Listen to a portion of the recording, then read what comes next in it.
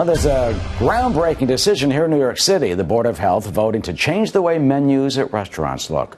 A symbol will now appear next to the dishes with more than the recommended daily amount of sodium.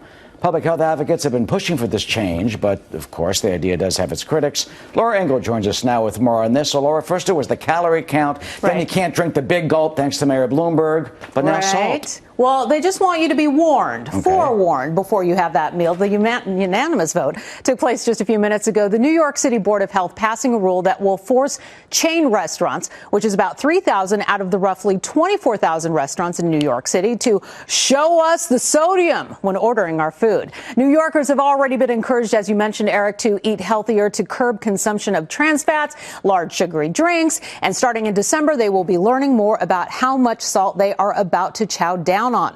The vote will force about 3,000 restaurants to put a black and white salt shaker emblem on the menu next to dishes that have more than 2,300 milligrams of sodium. That's about a teaspoon.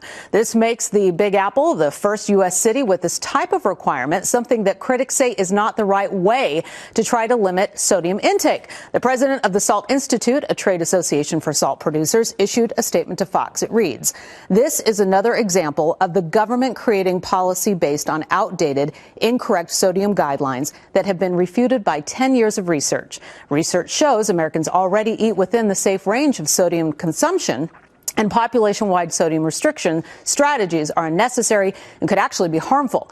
Now, the New York City Department of Health commissioner says this is a way of letting consumers know about foods that could raise the risk of high blood pressure, potential heart attacks, and strokes.